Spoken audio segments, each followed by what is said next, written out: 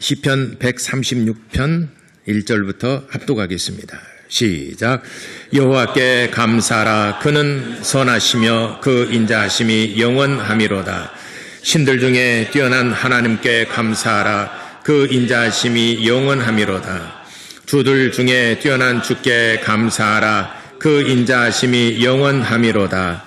홀로 큰 기이한 일을 행하시는 이에게 감사하라. 그 인자하심이 영원하미로다. 지혜로 하늘을 지으신 이에게 감사하라. 그 인자하심이 영원하미로다. 땅을 물 위에 펴신 이에게 감사하라. 그 인자하심이 영원하미로다. 긴 빛들을 지으신 이에게 감사하라. 그 인자하심이 영원하미로다. 해로 낮을 주관하게 하신 이에게 감사하라. 그 인자하심이 영원하미로다. 달과 별들로 밤을 주관하게 하신 이에게 감사하라. 그 인자하심이 영원하미로다. 애굽의 장자를 치신 이에게 감사하라. 그 인자하심이 영원하미로다. 이스라엘을 그들 중에서 인도하여 내신 이에게 감사하라. 그 인자하심이 영원하미로다.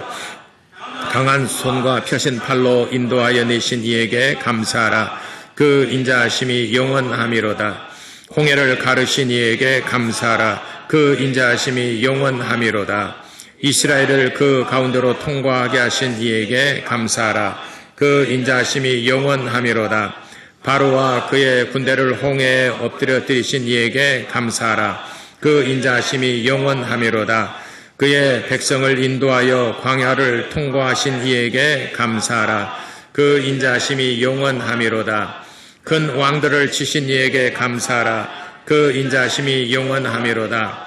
유명한 왕들을 죽이신 이에게 감사하라. 그 인자하심이 영원하미로다. 아모레인의 왕 시온을 죽이신 이에게 감사하라. 그 인자하심이 영원하미로다. 바산 왕 옥을 죽이신 이에게 감사하라. 그 인자하심이 영원하미로다. 그들의 땅을 기업으로 주신 이에게 감사하라. 그 인자하심이 영원하미로다. 곧 그 종 이스라엘에게 기업으로 주신 이에게 감사하라. 그 인자하심이 영원하미로다. 우리를 비천한 가운데서도 기억해 주신 이에게 감사하라. 그 인자하심이 영원하미로다. 우리를 우리의 대적에서 건지신 이에게 감사하라. 그 인자하심이 영원하미로다. 모든 육체에게 먹을 것을 주신 이에게 감사하라. 그 인자하심이 영원하미로다. 하늘의 하나님께 감사하라. 그 인자하심이 영원하미로다. 아멘. 아이고. 오늘은 감사라는 제목으로 같이 은혜 나누고자 합니다. 이쪽 분담만 감사를 몇 번 나왔어요? 예, 1절부터 26절까지 매 절마다 감사라, 감사라, 감사라, 감사라, 감사라. 애굽에 있을 때도 감사하고, 홍해를 건너게 하신 이에게도 감사하고, 광야를 통과하신 이에게도 감사하고, 여러 왕들을 치신 이에게도 감사하고, 하늘의 하나님께도 감사하고, 땅을 펴신 이에게 감사하고, 모든 일에 감사하라, 감사하라. 감사하라는 것은 우리의 신앙입니다. 하나님께서는 우리 인생들에게 참 좋은 것들을 많이 채워주셨습니다. 우리가 잘 관리를 잘 하지 못해서 그렇죠. 하나님께서는 우리에게 정말 과분하리만큼 우리가 무엇이간데 우리에게 넘치는 복과 은총을 베풀어 주셨는데 우리는 그걸 잘 관리를 잘 못해요. 그래서 뭔가 일이 잘못되고 그러니까는 불평하고 짜증나고 막 그러는데 이거는 우리가 관리를 잘 못해서 그런 것입니다. 그래서 어떤 이에게는 정말 주신 이에게 감사하고 모든 일에 범사에 감사하고 하는 사람도 있지만 또 어떤 사람은 매사에 불평하고 원망하고 짜증내고 항상 부정적인 사람이 있어요. 뭔 일을 보더라도 부정적으로 보는 사람이 있어요. 그는 우리의 마음에 가득한 것을 밖으로 내는 것입니다. 말 한마디 한마디가 그냥 나오는 것이 아니라 내 마음에 가득한 것이 넘쳐나는 것이다 라고 성경에도 말씀하셨습니다. 너의 마음에 가득한 것을 내는 것이라. 그러므로 우리가 하나님께 받은 복과 은혜가 정말 차고 넘치는 사람은 범사에 감사합니다. 광야를 지낼 때도 감사합니다. 전쟁을 만났을 때도 감사합니다. 모든 일에 감사합니다. 우리가 이 입술로 뿌리는 이 말은 씨와 같은 겁니다. 뿌린 대로 거두는 겁니다. 내가 무슨 말을 하든지 내가 뿌린 대로 거두게 될 것이며 내가 네 말을 심은 대로 그대로 네가 거두게 될 것이다. 이렇게 성령도 말씀하셨습니다.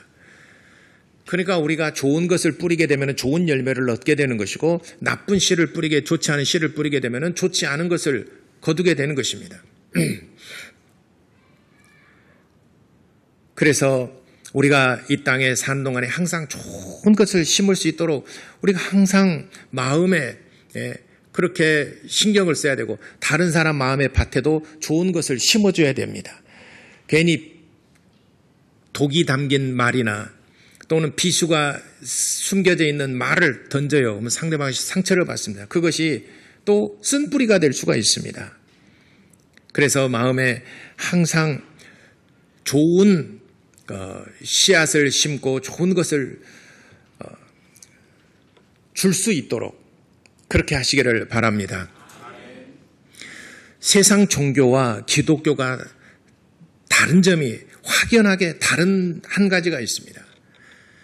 세상의 모든 종교는 어떤 사건이 있고 사건을 교리화해서 너도 이렇게 살아라 라고 하는 것입니다. 불교는 고다마 시다르타가 출가를 해서 많은 고행을 겪습니다. 그래서 고행을 하는 그것이 왜 내게 이런 많은 어려움과 그 환란이 있게 되는 것인가?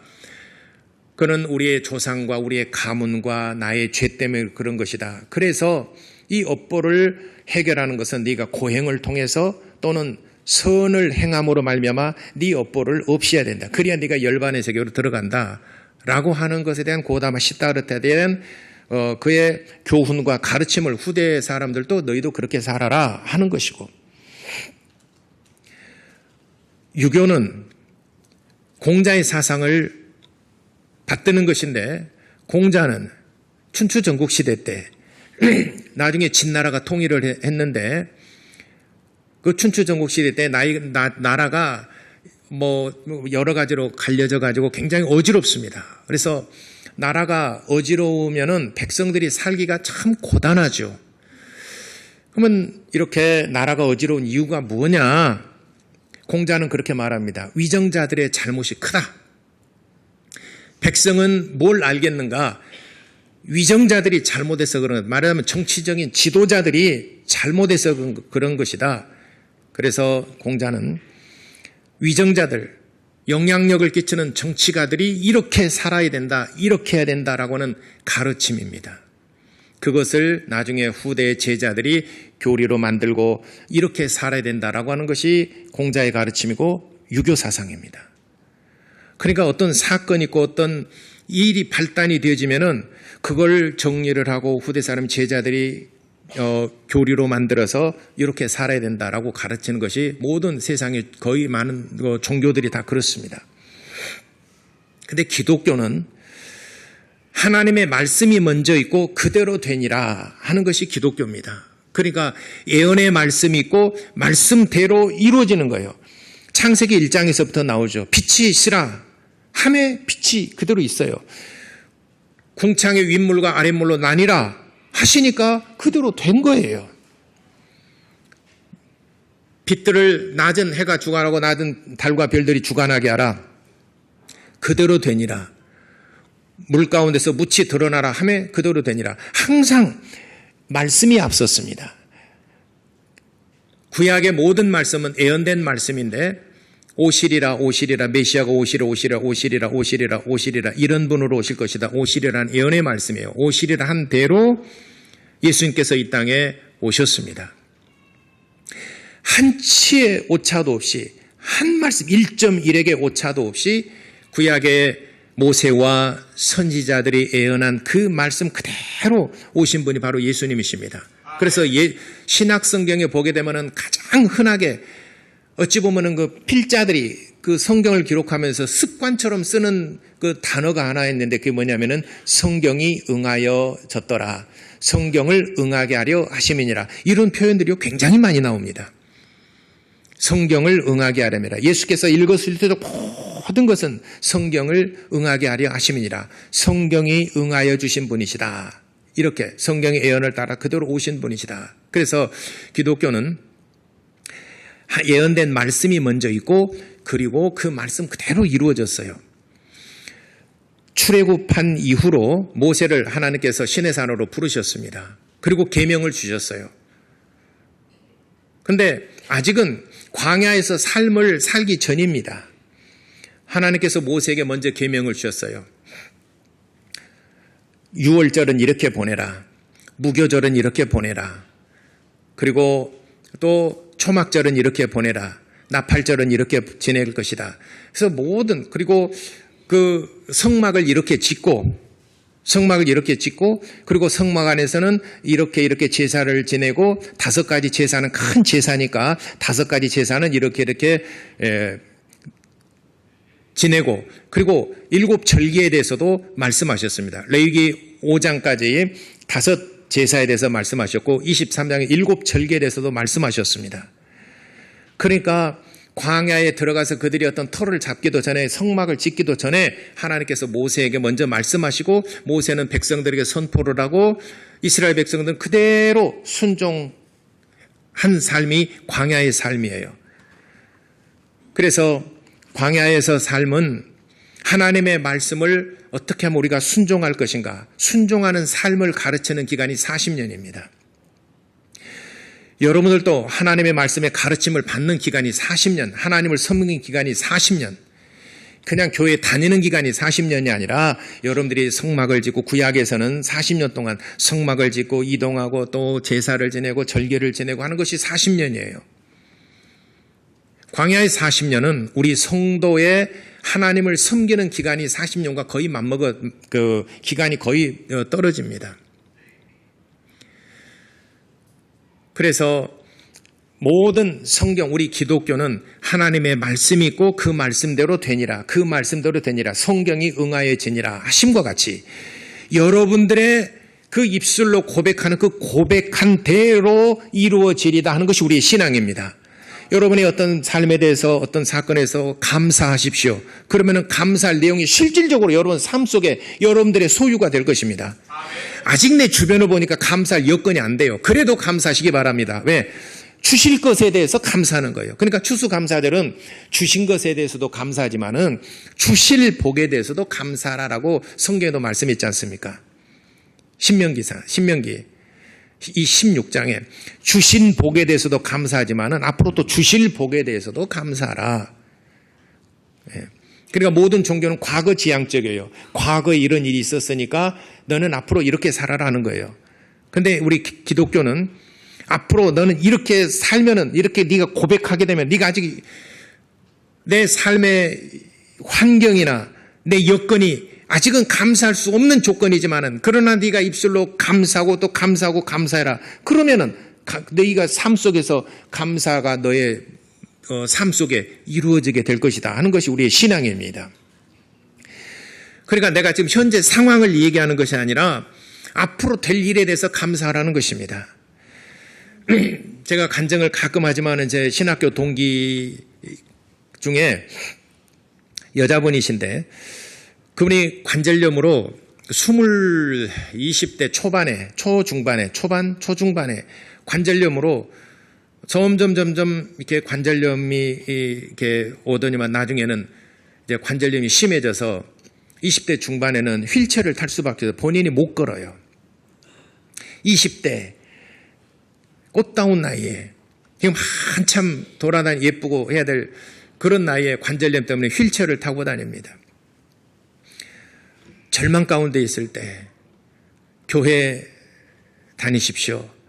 교회 가게 되면은 당신은 고침받을 수 있습니다. 그래서 어떻게 차차해서 교회 전도가 되어졌어요. 근데 휠체어 타고 이렇게 가서 이제 예배를 몇 번 드리는데 그때 목사님이 설교 가운데 오늘 이와 비슷한 말씀이었는가 봐요. 믿음으로 고백하십시오. 그렇게 되면 그대로 이루어질 줄 믿으시기 바랍니다. 예수께서 당신의 병을 이미 고치셨습니다. 믿으시기 바랍니다. 아직 나는 고침을 받지 않았는데 예수께서 십자가의 채찍에 맞으심으로 당신의 모든 질고와 질병들을 담당하시고 고쳐주셨음을 믿으시기 바랍니다. 근데 그때 이 자매가 이 말씀이 확 믿음이 된 거예요. 그런데 자기는 지금 아직 그 휠체어를 타고 다니고 있고 아직 아프고 손가락도 이렇게 그 통증 때문에 뭘 잡을 수가 없어요. 이렇게. 근데 이 말씀이 다 은혜가 되니까 마음속에는 이미 뜨거워졌고 마음속에는 확신이 생겼어요.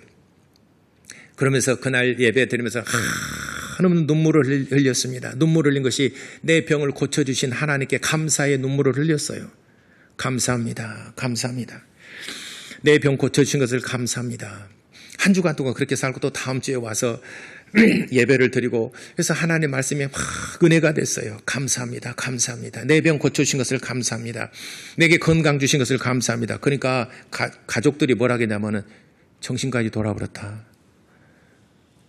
여러분 그러지 않겠어요? 정신까지 돌아들 때 이제 아가씨가 너무 절망적이다 보니까 정신까지 이제는 미쳤나 보다. 그래서 이제 그런 중에 본인 자신은 하나님이 고쳐주시면서 확신을 가지고 있어요. 그래서 연말쯤 됐을 때, 그렇게 몇 개월 다니다가 연말쯤 됐을 때 하나님께서 내 병을 고쳐주셨는데 내가 하나님께 뭘로 보답을 할까? 뭔가 이제 보답을 하고 싶어요. 그래서 자기가 중등부 교사를 하고 싶더래요. 그래서 연말쯤에 이르러서 부장 집사님한테 가가지고 집사님 저 중고등부 교사 좀 하고 싶어요. 딱 보니까 휠체어 타고 지금 손은 이렇게 있고 지금 아파가지고 이렇게 했는데 교사를 하겠대. 성성한 사람도 교사하기가 정말 아침 일찍 나와가지고 하기가 쉽지 않은데 이 자매가 교사한다고 그래. 딱 보니까 자매님 그런 몸으로는 하기 어려우니까 일단은 좀 치료를 받으시고 건강해지고 난 다음에 하십시오. 그러니까 아니다고 하나님이 이미 나 고쳐주셨다고.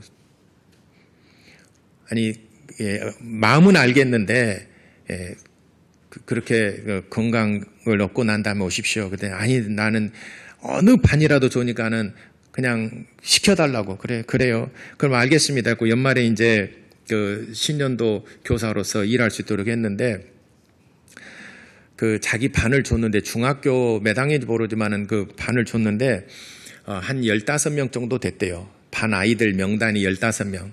그래서 15명을 다 받아들고 이제 1월 첫 주 예배를 딱 준비하고 이제 한 주간 동안 준비하려고 보니까 얘네들 연락을 하려고 보니까 본인은 신방을 못 하잖아요. 할 수 있는 것은 전화 돌리는 거잖아요. 근데 등록 카드를 딱 보니까 얘네들이 이름만 적어놓고 연락처도 아무도 연락처도 없어요. 전화번호도 없고 이름만 딱 적어놨어요. 없어요. 한 10명 정도가 그렇게 하고 5명 정도는 전화번호나 또는 주소만 적어놓고 뭐 어떻게 합니까? 그래서 그때부터 한 주간 동안 이 아이의 이름을 부르고 하나님께 기도했대요. 하나님 이 아이 교회에 나오게 해주세요. 이 아이 교회에 나오게 해주세요. 아무 연락처도 없어요. 하나님은 연락처 아시지요? 하나님께서 이 사람을 보내주셔. 이 학생을 보내주세요. 전화가 되나? 전화를 했는데 전화 안 받아. 한두 명 받고 전화는 안 받아요. 그 주소 있는 데는 그 편지 써가지고 보내고 묵묵부답이에요. 한두 달을 그래도 오지를 않아요. 나 홀로 교사예요.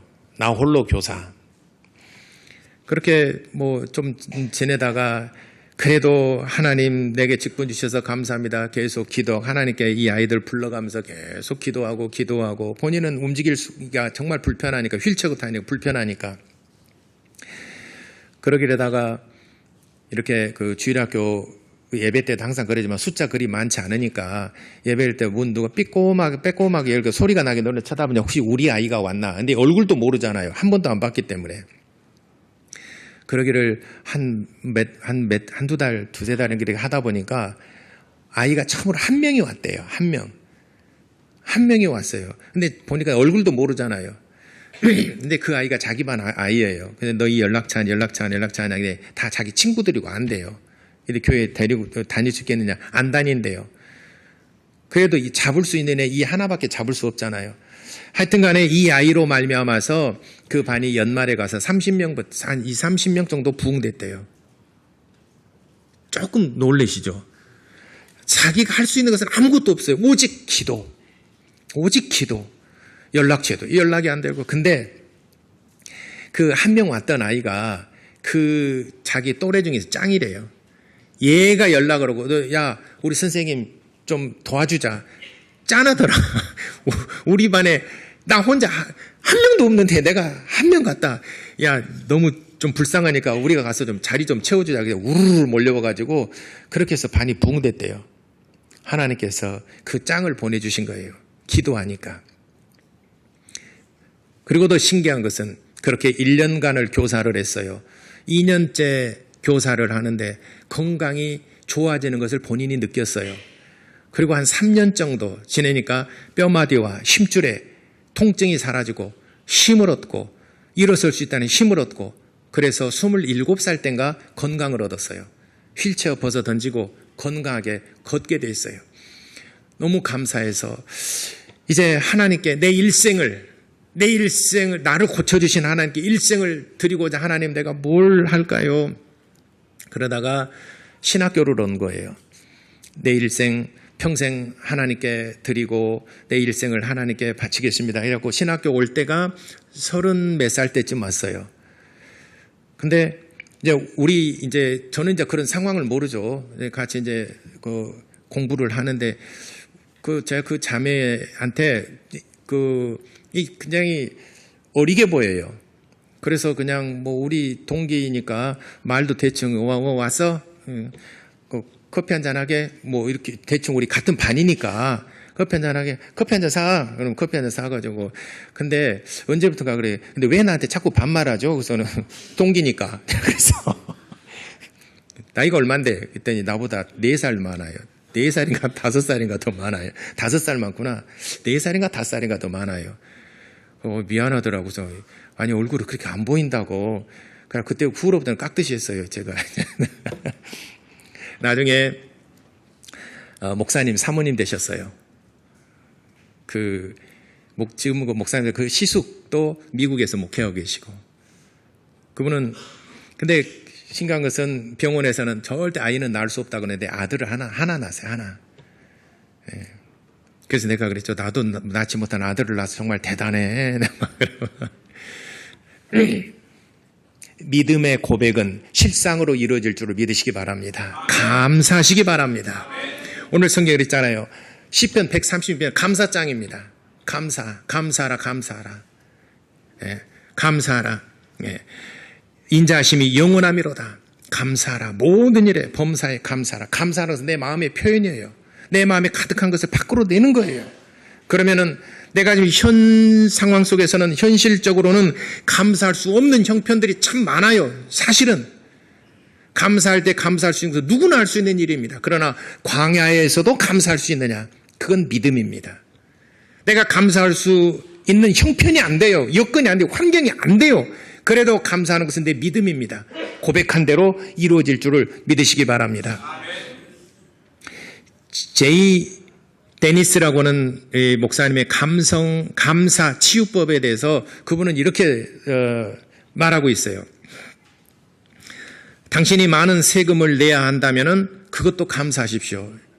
저번에 이런 적이 있어요. 제가 이제 4학년 때 저는 이제 신학교 입학을 이제 진학을 앞두고 있고 4학년 때 졸업반 그 무렵입니다.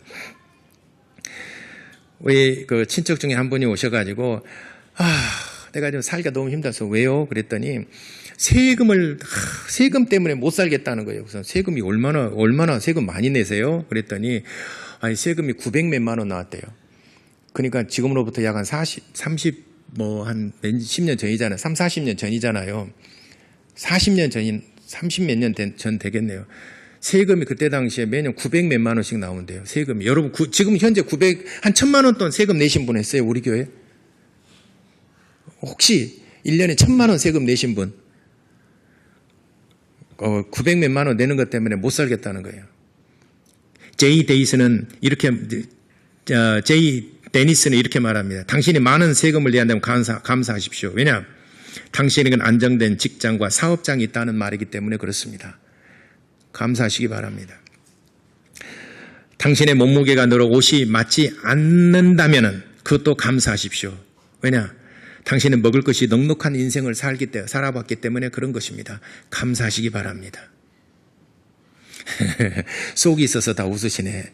여러분, 먹을 것이 넉넉하기 때문에 감사하라는 거예요. 세탁할 옷이 집안 한 구석에 이곳저곳에 막 널브러져 있고 쌓여있거든. 그것도 감사하십시오. 왜냐하면 당신은 적어도 갈아입을 옷에 여유가 있다는 것에 대해서 감사하시기 바랍니다.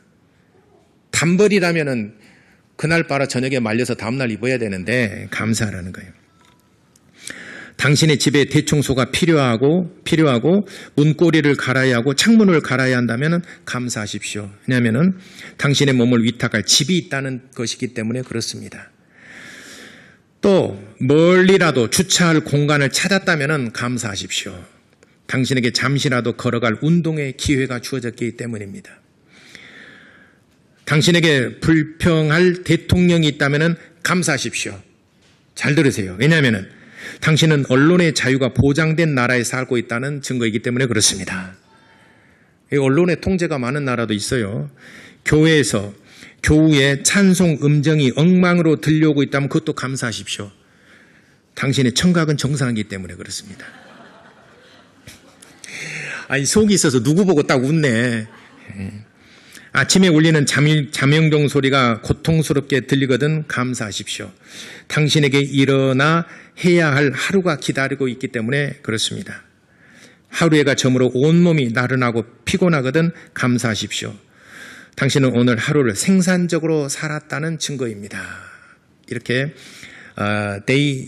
제이 데니스 목사님이 감사 치유법에 대해서 이렇게 그 책에 이렇게 기록하고 있어요.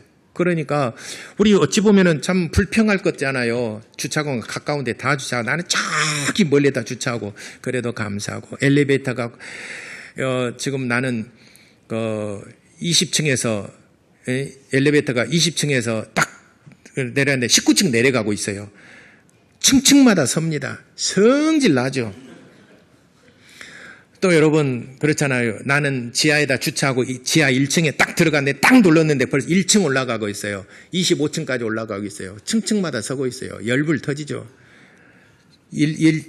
나는 그 지하 1층에 딱 들어갔는데 1층 올라가고 있어요. 바로 내려올 때도 또 천천히 내려오고 또 지하 3층까지 내렸다 또 올라오고 그래도 감사하시기 바랍니다. 얘는 감사 안 하네. 그래도 감사하시기 바랍니다.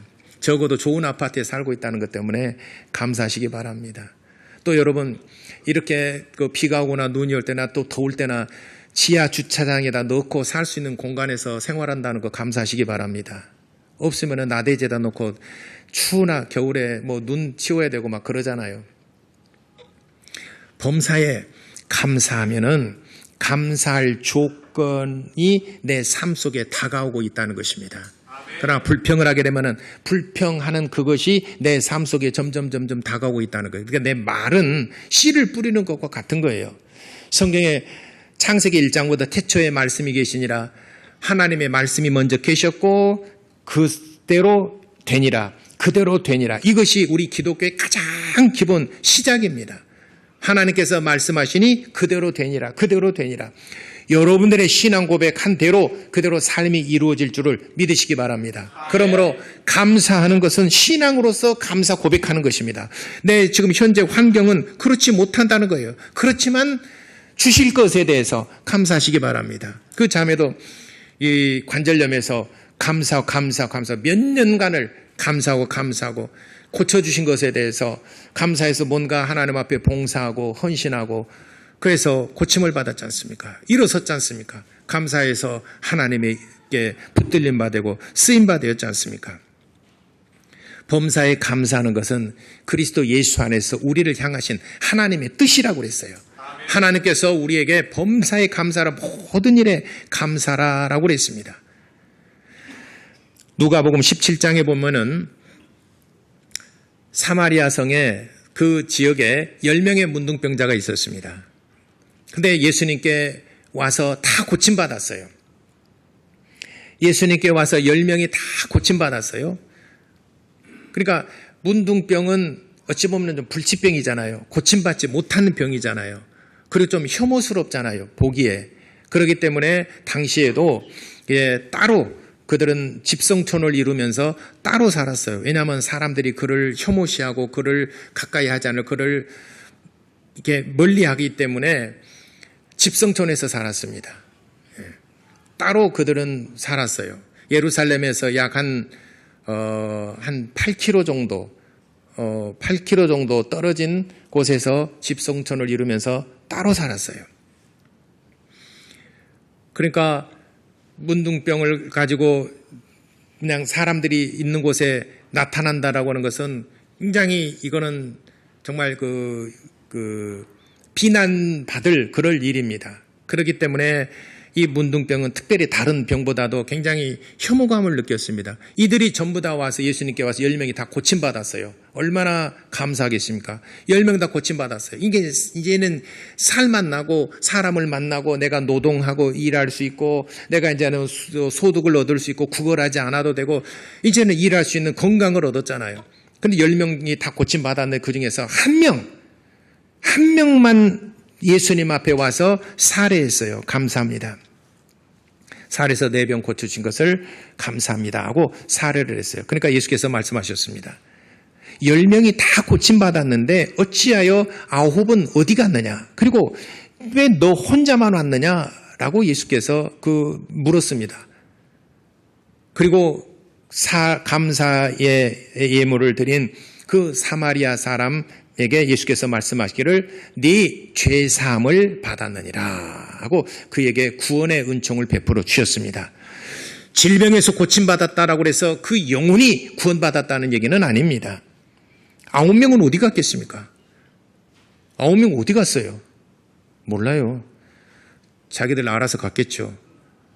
자기의 삶을 찾아서 자기 행복을 찾아서 각자 자기가 목적한 바를 이루었기 때문에 이제는 제 갈 길로 갔겠죠. 그러나 한 사람만 예수님 앞에 와서 감사하니까 예수께서 이제는 네 죄사함을 받았느니라. 이 사람들은 병에서 고침을 받았지만 너는 병과 함께 죄사함도 받았느니라. 이렇게 말씀해 주셨습니다. 감사하는 것은 우리가 하나님의 은혜가 내 심령에 임재하게 만드는 것입니다. 늘 감사. 가나안 땅에서도 감사, 광야에서도 감사, 범사의 여러분 삶의 현장 모든 일에 악조건 속에서도 감사하시기 바랍니다. 여러분이 감사할 수 없는 환경에서도 감사하는 것은 하나님께서 그렇게 이루어 주실 줄 믿기 때문에 감사하는 것입니다. 우리 신앙 고백으로서 감사하게 되면은 빛이 있으라 하매 그대로 되니라 한 것처럼 감사하면은 그대로 될 줄을 믿으시기 바랍니다. 그래서 마음속에 항상 좋은 것을 심되 감사하는 마음으로 인생을 살면은 여러분들의 삶이 참으로 행복하고 아름답고 풍요롭고 풍성해지는 그런 복된 삶을 살 수 있게 되기를 예수 이름으로 축원합니다. 기도하겠습니다. 우리에게 하나님께서는 많은 좋은 것들을 주셨습니다. 그러나 우리가 관리를 잘 못해서 이런 환경이 어그러지고 참 고통스러운 삶을 살죠. 이것을 회복하는 것은 감사합니다. 감사하십시오. 그럼 여러분 삶이 회복되고 환경이 회복됩니다. 이 시간에 내 평생 범사에 감사하는 삶을 살 수 있도록 우리 다 같이 기도하시겠습니다.